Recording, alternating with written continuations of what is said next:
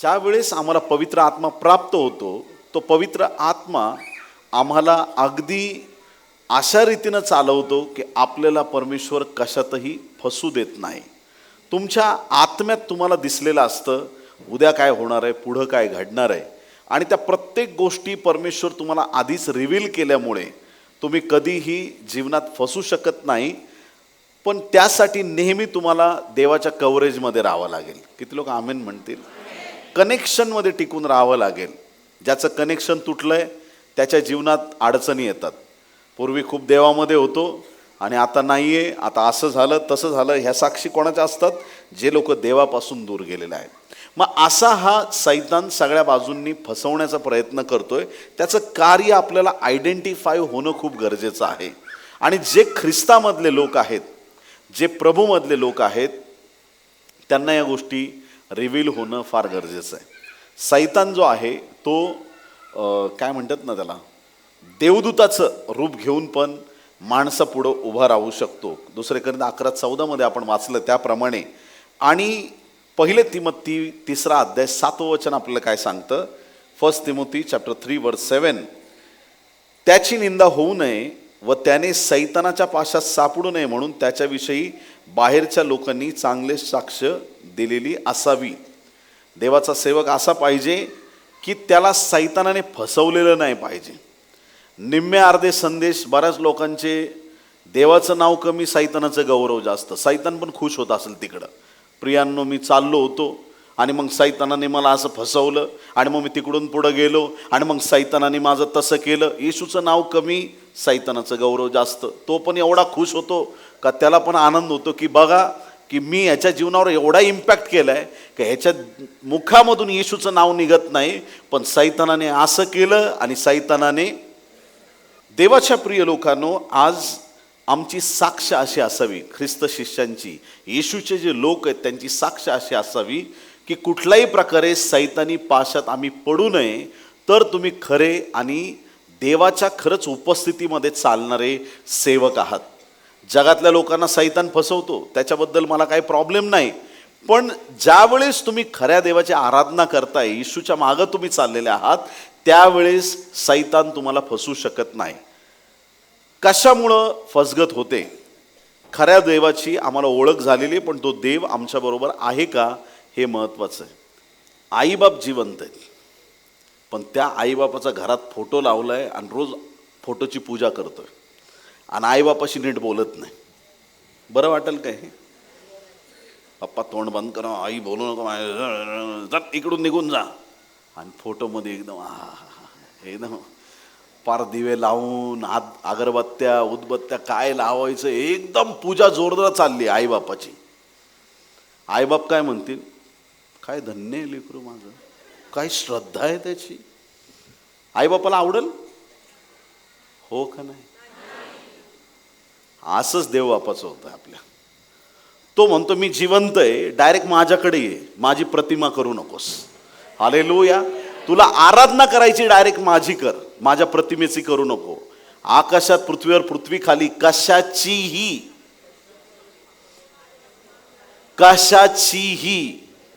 प्रतिमा करू नकोस. कशाची प्रतिमा करू नकोस, कुठल्याच गोष्टीची प्रतिमा करू नको. ते काय नाही, आम्ही नुसतं घरात ठेवलं, आम्ही पाया पडत नाही. एक दिवशी तुझ्या पायाला धरून ओढलं जाईल, त्यावेळी तुला कळेल. पाया पडू नकोस. कुठली गोष्ट आपल्या देवबापाला चालत नाही ती आम्हाला दूर करता आली पाहिजे. कुठली गोष्ट पाहिजे, ते म्युझिक सैतानाचं काढून टाकलं. आता मूर्तीपूजा म्हणजे फक्त काही अशी गोष्टीची होऊ शकत नाही.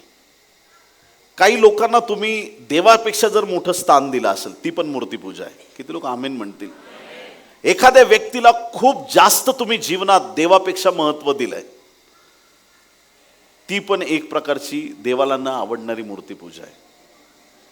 आणि सैतान हेच करण्याचा प्रयत्न करतो. माणसाच्या जीवनात अशा काही गोष्टी घेऊन येतो की तो देवापासून दूर होईल. देवदूताचं रूप जरी धारण करून तुमच्या पुढे सैतान उभा राहिला तरी तुम्हाला एका क्षणात आयडेंटिफाय होईल. किती लोक आमेन म्हणतील? हालेलुया. तुम्हाला दुसरा क्षण पण लागणार नाही कितीही त्यांनी गौरवी रूप दाखवलं आणि किती जरी दिखावा केला. ऐकताय तुम्ही? एकदा एक मुलगा इंटरव्ह्यूला गेला. इंटरव्ह्यूला बसला बॉसच्या समोर. Good morning sir, good morning. प्रश्न विचारायला सुरुवात करू. विचारा सर. थांब. ह्या बॉसकडे पिंजरे होते, पिंजरे पक्ष्यांचे. तो असा खालून टेबलच्या खालून एक पिंजरा वरती ठेवायचा टेबलवरती, आणि पिंजरा अर्धा झाकलेला होता. आतल्या पक्षाचे फक्त पाय दिसायचे. आणि बॉस म्हणायचा, पाय बघ आणि पक्षाचं नाव सांग. तो न्याळून बघायचा बिचारा. तो म्हटला काही समजेना मला, नाही समजत. थांब. हा पिंजरा खाली ठेवला. दुसरा, पाय बघ नाव सांग. हा बघायचा न्यावळून, नाही समजत आहे सर. थांब. तिसरा. असे 5-6 पिंजरे समोर ठेवले. पाय बघून नाव सांगता येईना. म्हणे तू फेल झालास इंटरव्ह्यूला. कोण आहेस तू? हा, साधं एवढं तुला सांगता आलं नाही. नाव काय तुझं? तो बाहेर आला म्हणला, पाय बघ आधी सांग.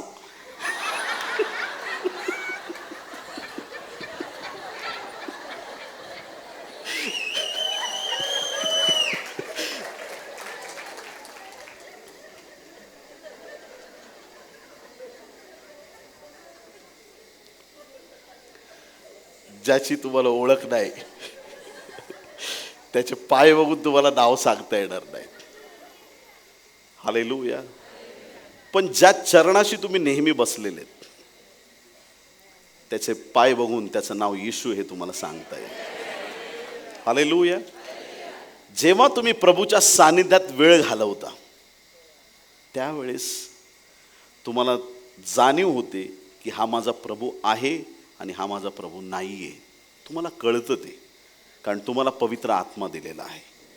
कधीच पवित्र आत्मा आणि सैतान दोघं एकत्र येत नाहीत. हालेलुया. सैतान एकटाच येईल, आणि सैतान येऊन त्याने कितीही आरडाओरडा केला तरी तुमच्या आत्म्यात तुम्ही प्रज्वलित होणारच नाहीत. तुम्हाला जाणवतं हे काम देवाचं नाही आहे.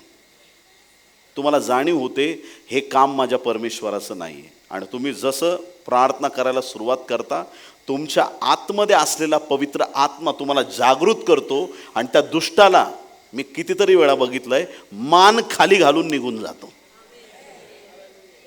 हालेलुया.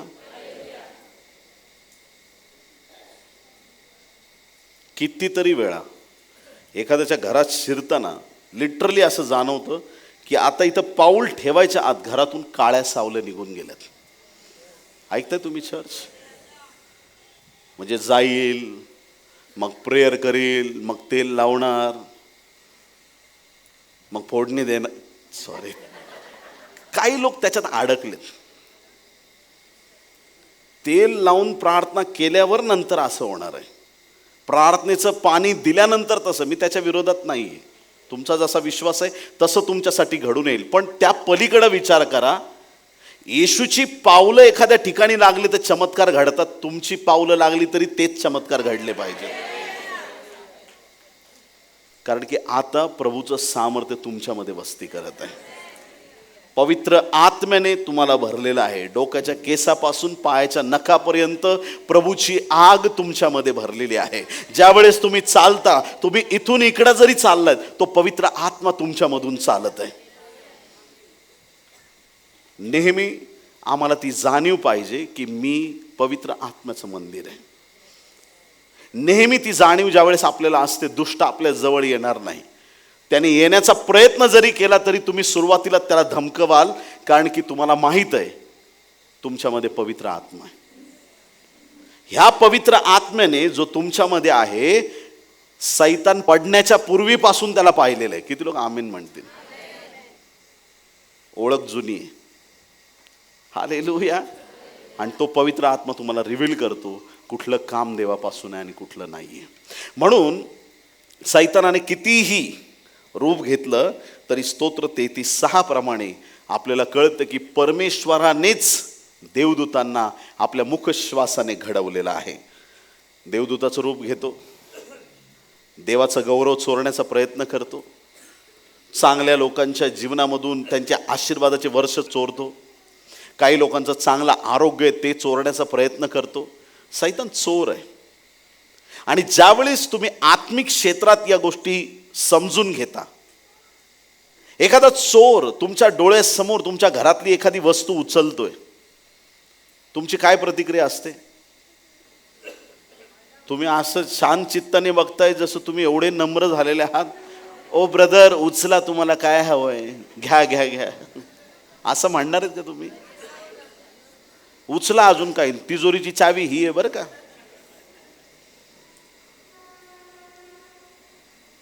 ज्या वेळेस तुम्हाला दिसतंय की काही चोरी होतंय, तुम्ही लगेच त्या चोराला अडवता. तसंच आत्मिक जीवनात पण जगायला पाहिजे. शैतान कहां से किस रीति से हमारी कलीसिया में घुसने की कोशिश कर रहा है, किसके द्वारा क्या बात कर रहा है, कुणाच्या द्वारे कशा रीतीने फसगत करण्याचा प्रयत्न करत आहे, तुम्हाला त्या गोष्टी आत्म्यात लगेच जाणवल्या पाहिजेत. हालेलुया. आणि वेळोवेळी तुम्ही त्या गोष्टींना अडवण्याचा प्रयत्न केला पाहिजे. सैतानाला अडवा म्हणजे तो तुमच्यापासून हळूहळू नाही जाणार, पळून जाईल. आमेन. त्याला पळवून लावण्यासाठी तुम्हाला आरडाओरडा करायची गरज नाही. फक्त येशू के नाम से बीच में आ जाओ. त्याला पळून जावं लागेल. देवाच्या कार्याची वाढ होण्यासाठी आम्हाला स्थिर राहणं गरजेचं आहे. या दिवसांमध्ये सैतान वचनामध्ये भेसळ करण्याचा प्रयत्न करत आहे. कशामध्ये? येशूशी बोलताना पण त्याने भेसळ केली. ऐका, मत्तई 4 अध्याय 6 वचन, मॅथ्यू चॅप्टर 4 वर्स 6. आणि त्याला म्हटले, तू देवाचा पुत्र आहेस तर खाली उडी टाक.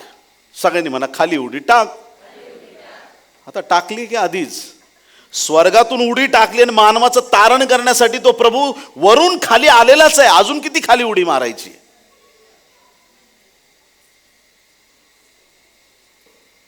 येशू ख्रिस्ताला तो चॅलेंज करतोय, तू देवाचा पुत्र आहेस तर खाली उडी टाक. कारण असा शास्त्रलेख आहे की तो आपल्या दूतांना तुझ्याविषयी आज्ञा करील आणि तुझा पाय धोंड्यावर आपटू नये म्हणून ते तुला हातांवर झेलून धरतील. वचनाची भेसळ, वचनाचा गैरअर्थ. वचन कोणाचं आहे? परमेश्वराचंच आहे, पण त्याचं वेगळ्या अँगलनी. सैतान नेहमी वचनाचे अँगल बदलतो आणि चांगल्या चांगल्या लोकांना फसवण्याचा प्रयत्न करतो. देवाच्या प्रिय लोकांनो, एदेन बागेत पण हवेला प्रश्न विचारतोय सैतान, देवाने तुला कुठल्याच झाडाचं फळ खाऊ नको सांगितलंय का? जे वचन आहे, जो देवाचा शब्द आहे, त्याच्यामध्ये कुठंतरी थोडासा बदल करण्याचा सैतान प्रयत्न करतो आणि तो थोडासा बदल जीवनासाठी घातक ठरतो. प्रियांनो, मी सरळ चाललोय अमित ब्रदरकडं, थोडासा टर्न मला आशिषकडे घेऊन जाईल, थोडासा टर्न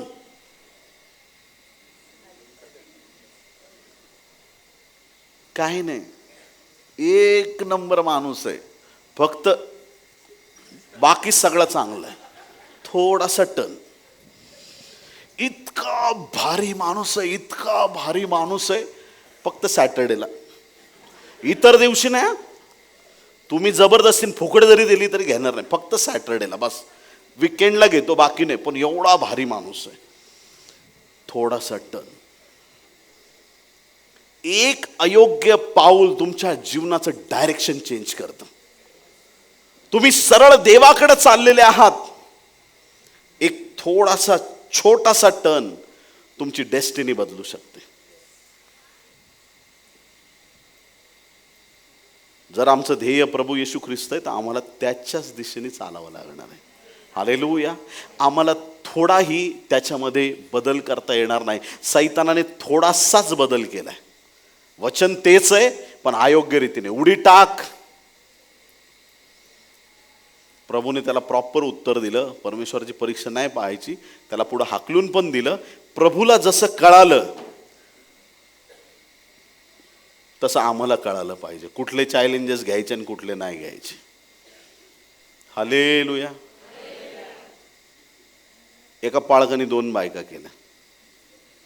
आमच्यासारखे पाळक लोक समजवायला गेले, असं करू नका पास्टर. ते काय म्हटले माहिती का? माझ्यात हिंमत आहे, मी केलं, तुम्ही करून दाखवा.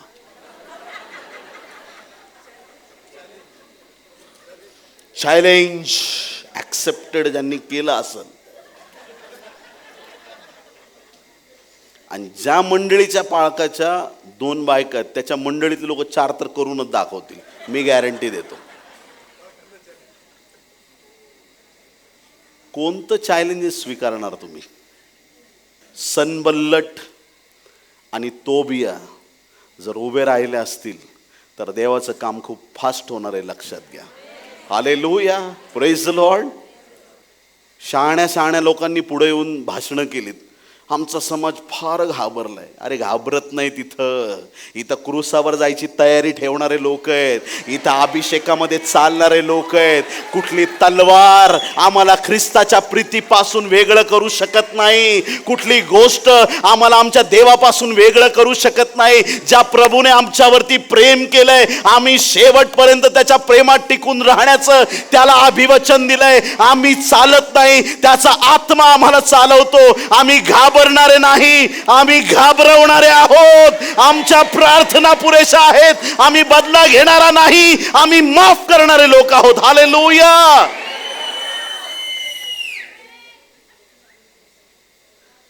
सैतान वचनात भेसळ करत आहे. त्याची इच्छा आहे तुम्ही त्याला टक्कर द्यायला जावं. तुम्हाला आमचं शक्ती प्रदर्शन करून दाखवतो. तू शक्ती प्रदर्शन सोड, तू गुडघ्यावर ये. ऐकताय तुम्ही चर्च? कुठं टक्कर घ्यायची आमच्या समाजाला कळालेलं नाही. निघाले तोंड घेऊन भांडायला आणि कमरेला पदर खोसून. आणि इकडं चर्चमध्ये तुमचं युद्ध रक्त मांसाबरोबर नाही, तुम्ही कशाची करताय? जर खरंच तुमच्या प्रार्थनेत सामर्थ्य आहे, तुमच्या प्रार्थनेने महाराष्ट्राचे गुडघे येशू समोर टेकले गेले पाहिजेत. तुमच्या प्रार्थनेने या भूमीवरती रिवायवल आलं पाहिजे. तुमची प्रार्थना तुमच्या परिवाराला बदलणारी ठरली पाहिजे. तुमच्या प्रार्थनेने देवाचं सामर्थ्य आलं पाहिजे. तुमच्या प्रार्थनेने तुमच्या हाताद्वारे एक तरी मुख्यमंत्र्याचा बाप्तिस्मा झाला पाहिजे. तुमच्या प्रार्थनेने मुर्दे उठले पाहिजेत. तुमच्या प्रार्थनेने या महाराष्ट्राच्या भूमीवरती देवाचं संजीवन आलं पाहिजे. तुमच्या प्रार्थनेने जर शद्रक, मेशक, अबेदनगो एका नबुकदनेस्सरला नमवू शकतात, तो देव तुमच्याद्वारे मोठ्या मोठ्या रथी महारथींना नमवल्याशिवाय राहणार नाही. कारण की देवाचा आत्मा तुमच्यावरती आलेला आहे, प्रभूचं सामर्थ्य तुमच्यावरती आलेलं आहे. प्रभूने ठरवलंय की तो तुमचा उपयोग करणार आहे. प्रभूने डिसाइड केलंय की तो तुमचा उपयोग करणार आहे.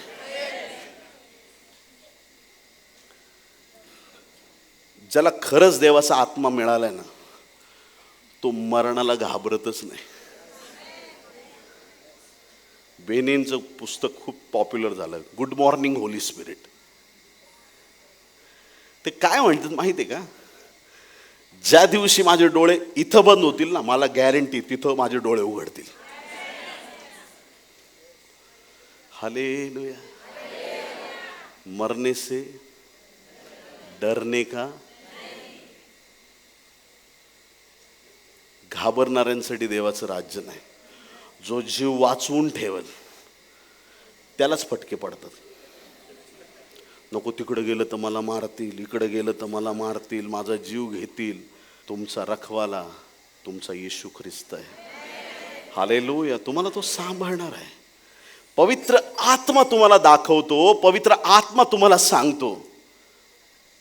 त्याप्रमाणे तुम्हाला वाईजली चालायचं आहे. ज्ञानाने, देवाने दिलेला ज्ञानाचा आत्मा आहे ना, त्या ज्ञानाने आम्हाला चालायचं आहे.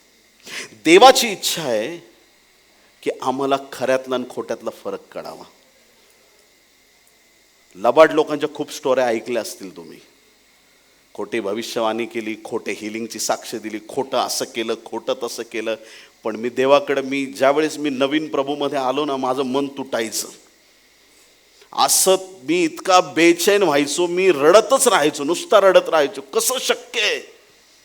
हा अभिषिक्त एवढा मोठा संदेश देणारा हा कसा काय अशा पापात पडू शकतो, हा व्यक्ती असा कसा वागू शकतो. माझी देवाकडे एकच प्रार्थना होती, मी त्यांना दोष द्यायला जाणार नाही, पण या महाराष्ट्राच्या भूमीवर असा सेवक उभा कर ना की जो तुझ्या लोकांसमोर एक रोल मॉडेल असेल प्रभू. हालेलुया.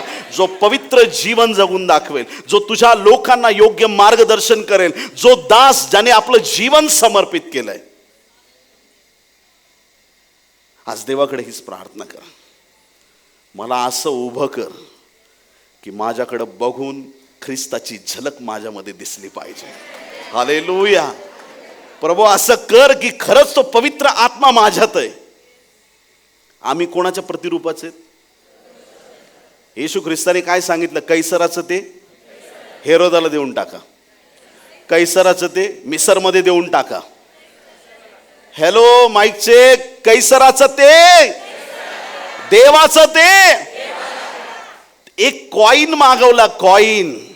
शिक्का आहे का कोणाकडे? द्या म्हटला. हा कॉईन. हा चित्र कोणाचं आहे? कैसराचं. ह्याच्यावर मुखवटा कैसराचा आहे, कैसराला द्या. हा मुखवटा देवासारखा आहे ना, देवाच्या प्रतिरूपाचे आहेत. आम्ही देवाची प्रॉपर्टी आहेत, आम्ही परमेश्वराच्या प्रतिरूपाचे आहोत. जे देवाचं आहे ते देवाला दिलं पाहिजे. हे मंदिर देवाचं आहे, गुटख्याचं तंबाखूचं नाही, रील्स आणि मोबाईलचं नाही. हालेलुया. हे मंदिर देवाचं मंदिर आहे. हे मंदिर सोशल मीडियासाठी बनवलेलं मंदिर नाहीये. हे मंदिर दिखाव्यासाठी बनवलेलं नाहीये. हे मंदिर सैतानाच्या गौरवासाठी बनवलेलं नाहीये. हे मंदिर देवाच्या गौरवासाठी आहे आणि या मंदिरातून देवाचं गौरव व्हावं ही देवाची इच्छा आहे. ह्या दिवसात तुम्ही नाही पाहिलेत ते चमत्कार देव करायला तयार आहे प्रिया. इतक्या अद्भुत गोष्टी करायला तयार आहे ना परमेश्वर. मी तुम्हाला चॅलेंज देऊन सांगतो, मी कुठली गोष्ट सहज बोलत नाही. एक दिवस असा येईल ना, असे संदेश ते इथून तयार होतील, लिटरली मुर्दा घरात जातील, हॉस्पिटलच्या. हॅलो, हॉस्पिटलच्या मुर्दा घरात जातील. किती ड्रॉवर आहेत रे मुर्द्यांचे? 50. चल बाहेर काढ सगळे. 50च्या 50 बाहेर काढ. जे येशूने केलं ते परत एकदा व्हायला तयार आहे. पण कोण समर्पणासाठी तयार आहे? कोण ती किंमत मोजायला तयार आहे? कोण आपले गुडघे झिजवायला तयार आहे? कोण म्हणतं की हे माझं शरीर माझ्या देवबापाचं मंदिर आहे? कोण आहेत ते लोक जे म्हणतायत प्रभू माझं जीवन मी पवित्र आत्म्याला देतो? हालेलुया. पापात पडण्याची संधी येणार, 100% येणार.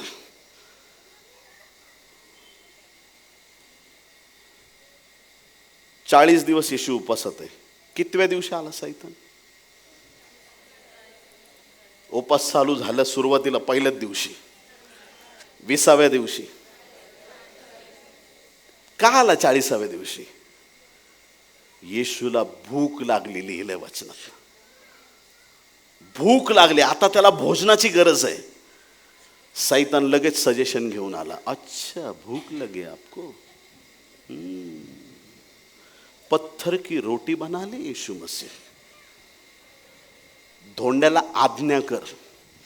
आता ह्या धोंड्याला कसं सांगावं? ही जीवनाची भाकर वरून उतरलेली आहे.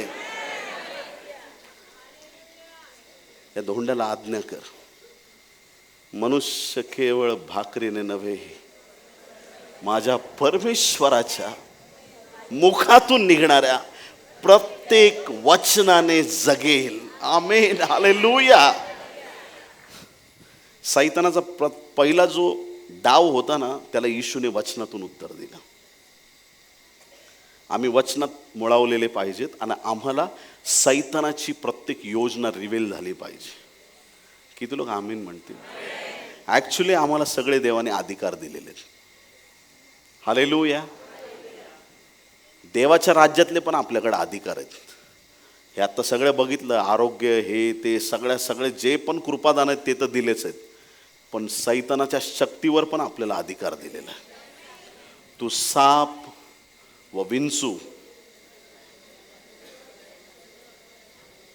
नागपंचमी नाही, मैं पेटारे में लेके आएला है. सर्प उचलशील. काही लोकांना वाटतं सर्प उचलशील आशीर्वाद आहे. उचलशील म्हणजे कंट्रोल करशील. हालेलुया. उचलशील म्हणजे हातात घेऊन फिरशील असं नाही. उचलशील, पाय देऊन चालशील म्हणजे तुझं अस्तित्व त्याच्यापेक्षा खूप वरचढ आहे.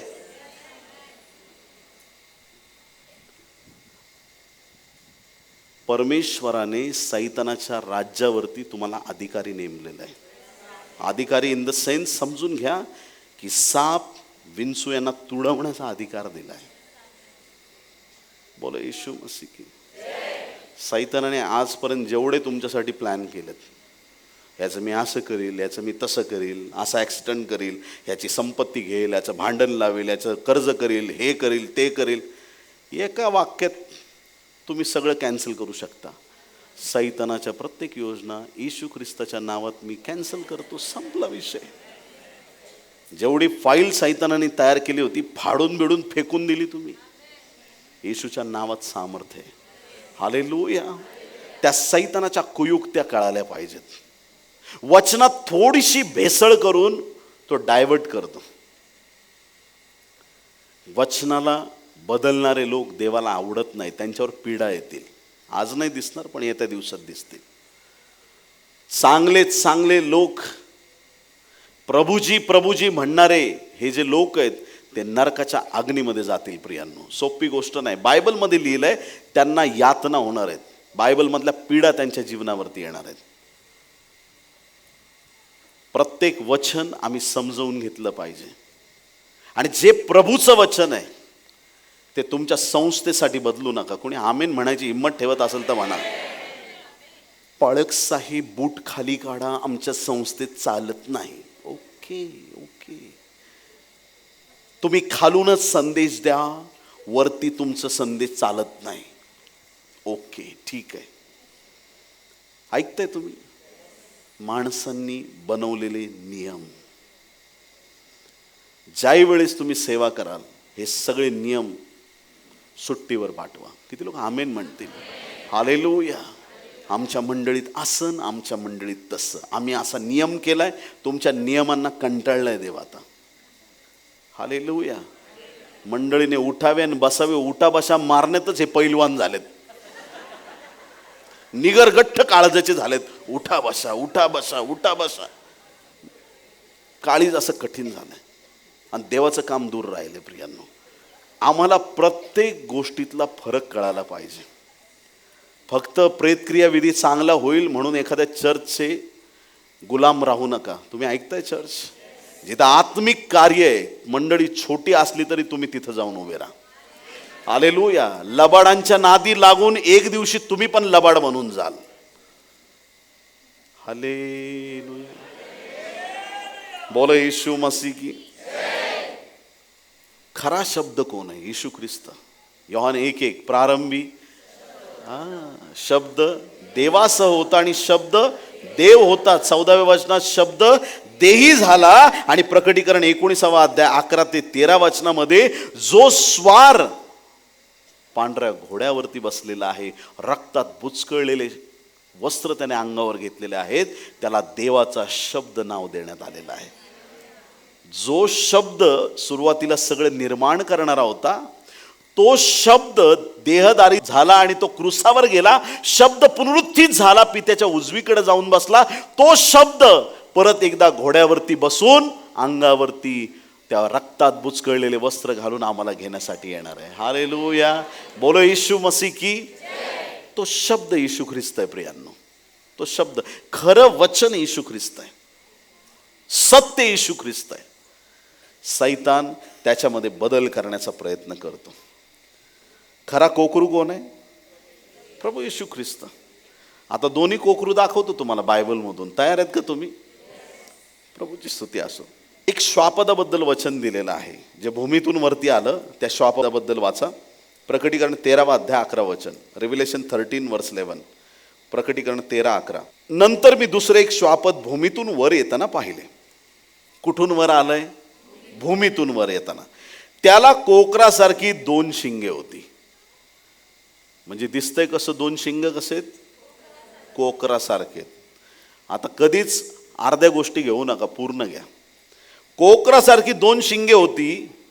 ते अजगरासारखे बोलत होते. विषय संपला. काही लोक दिसायला कोकर आहेत,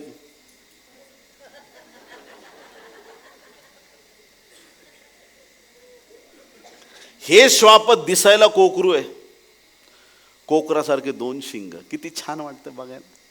एकदम दिसायला कोकरू, पण तोंड उघडलं डायरेक्ट अजगराची भाषा. काही लोकांकडे बघून असं वाटतं हे शांत होते तेच बरं होतं. काही लोकांनी तोंड उघडलं का गडबड करून टाकतात. तोंड उघडलं की गडबड झालीच समजा. काही लोक शांत असतात, वैचारिक लोक शांत असतात, आणि दुसरी गोष्ट काही मूर्ख लोक शांत असतात.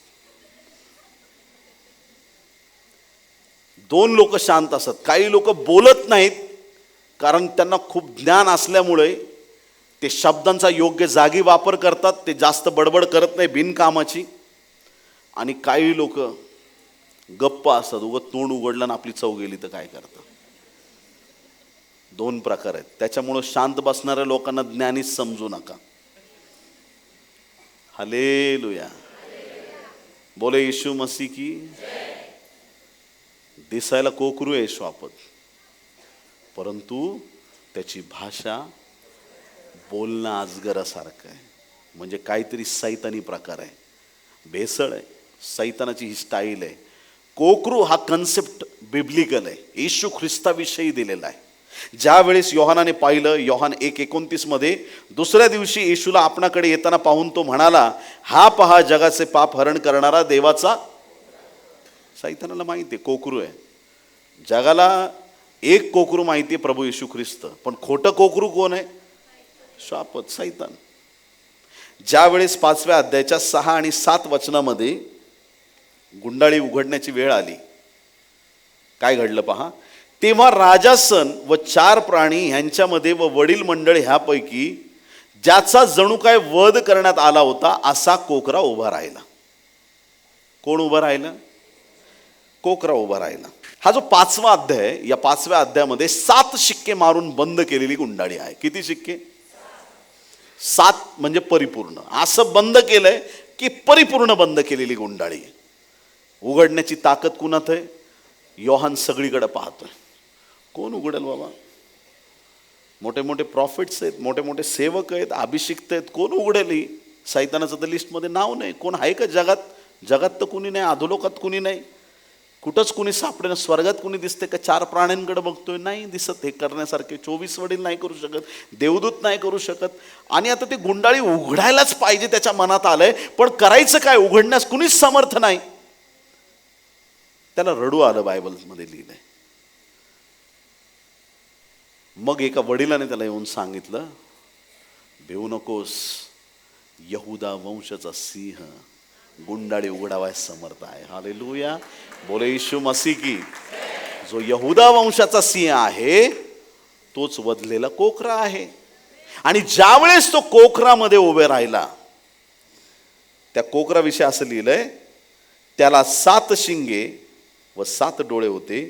ते सर्व पृथ्वीवर पाठवलेले देवाचे 7 आत्मे आहेत. त्याने जाऊन राजासनावर जो बसलेला होता त्याच्या उजव्या हातातून ती गुंडाळी घेतली. कुणी घेतली? सगळ्यांनी म्हणा, कोकराने. कोणत्या कोकराने? ज्याचा वध करण्यात आला होता. आणि जो कोकरू जो आहे, ज्याला 7 डोळे आणि 7 शिंग आहेत. शिंग ताकदीचं प्रतीक आहे, डोळे दिसण्याचं प्रतीक आहे. सगळ्या गोष्टी 100% दिसणं, ज्याला सगळं दिसतं तो येशू ख्रिस्त आहे. ज्याच्याकडे सगळी ताकद आहे तो येशू ख्रिस्त आहे. त्याने ती गुंडाळी घेतली. आता ह्या वचनात कुठं तुम्हाला दिसलं का 2 शिंगवाला कोकरू आला, आजगरासारखा बोलणारा, आणि त्यांनी गुंडाळी घेतली? नाहीच घेऊ शकत. किती लोक आमेन म्हणतील? जे लबाड आहेत, ज्यांनी झेरॉक्स काढून फसवेगिरी केलेली आहे, त्यांना हे काम जमणार नाही. ओरिजिनल होत आहे. कोई आमेन बोलने की हिम्मत करेगा? हालेलुया. तुम्हाला सोनं दिलेलं आवडेल का बेंटेक्स दिलेलं आवडेल? कोण म्हटलं बेंटेक्स? काय काय आवडेल तुम्हाला? डुप्लिकेटला काय मजा आहे का? ओरिजिनल पाहिजे. खोटे डायमंड दिले तुम्हाला का ओरिजिनल बरेत? हा, किंमत जास्त कोणाची आहे? हा, अशीच माझ्या देवाची किंमत खूप उंच आहे. हालेलुया. तो मूल्यवान सामर्थ्यवान परमेश्वर आहे. ओरिजिनल गोष्टीची किंमत असते, डुप्लिकेटला कोणी नाही विचारत. डुप्लिकेट गोष्टीचा सगळीकडे धिक्कार होतो आणि सैतानाचा धिक्कारच असो येशूच्या नावात. आमेन. हालेलुया. ओरिजिनल काय? ज्या वेळेस या कोकराकडे आपण पाहतो, त्या कोकराने गुंडाळी घेतली आणि ती उघडली. जो लबाड आहे, खोटं कोकरू आहे, तो गुंडाळी नाही घेऊ शकत, तो येड्या लोकांना गुंडाळायचा प्रयत्न करू शकतो. समज रहे बाप को? कळते का नाही कळते? हा, सावध राहा. हे दिवस आत्मे ओळखता आले पाहिजेत. देवापासून काय आहे, देवापासून काय नाही, हे कृपादान आज स्पिरिटमध्ये वचन ऐकता ऐकता स्वीकार करा. प्रत्येक गोष्टीला तुम्ही प्रार्थनेच्या स्तरावरती घेऊन जाल आणि परमेश्वर तुमचे आत्मिक नेत्र उघडेल आणि परमेश्वर प्रत्येक गोष्ट जी देवापासून आहे ती तुम्हाला प्रकट करेल. आमेन. हालेलुया. यहुदा वंशाचा सिंह तुम्हाला सांगितला, प्रकटीकरण 5 अध्याय 4 आणि 5 वचनात. जो यहुदा वंशाचा सिंह आहे तो कोण आहे? प्रभू येशू ख्रिस्त. 1 पेत्र 5:8, 1 पेत्र 5:8, सावध असा, जागे रहा, तुमचा शत्रू सैतान हा गर्जणाऱ्या सिंहासारखा कोणाला गिळावे हे शोधत फिरतो. येशू कोकरा आहे, यांनी पण 2 शिंगावाला कोकरा उभा केला. येशू यहुदा वंशाचा सिंह आहे, ह्यांनी पण गर्जणारा सिंह उभा केलाय. पण असा गर्जणारा सिंह आहे की त्याच्या तोंडात दातच नाही राहिलाय. असा गर्जणारा सिंह आहे की येशूने त्याचं मस्तक ठेचलेलं आहे. असा गर्जणारा सिंह आहे की परमेश्वराने त्याची हालत खराब करून टाकली आणि त्यांनी नुसती शेपूट हलवली की ख्रिश्चन लोक लगेच दूर पळायला लागले. ऐकताय तुम्ही चर्च? हालेलुया. ज्याच्या बरोबर यहुदा वंशाचा सिंह आहे त्या धूर्त सैतानाला तुम्हाला घाबरण्याची गरज नाही प्रियांनो. हालेलुया. ज्याच्या बरोबर हा खरा 7 डोळे 7 शिंगेवाला हा जो कोकरा ज्याच्या बरोबर आहे त्याला त्या लबाड कोकराला घाबरायची गरज नाही. ज्याच्याकडे खरं वचन आहे त्याला त्या खोट्या वचन सांगणाऱ्याची भीती वाटणार नाही. ज्याच्या बरोबर खरं देवाचं सामर्थ्य आहे त्याला त्या सैतानाच्या कुठल्याही कारस्थानाची भीती वाटणार नाही. तुम्हाला खरा आत्मा मिळालेला आहे. किती लोक आमेन म्हणणार आहेत? हालेलुया. तुमच्यावर जो आत्मा उतरलाय तो देवाचा खरा आत्मा आहे. मग आता काय करायचंय? देवाला आज सांगा की प्रभू, तुझा आत्मा जो मला दिलाय त्या आत्म्यात मला खरं काम करायचंय. आमेन. हालेलुया. अर्ध खरं अर्ध खोटं नको, 100% खरं काम पाहिजे. बोले येशू मसीह की 100% देवाला आवडणारं काम आपल्याला करायचंय. प्रभूची काय इच्छा आहे आमच्यासाठी, प्रभूची काय योजना आहे आमच्यासाठी, त्या योजनेप्रमाणे आम्हाला पुढे चालायचंय. आमेन.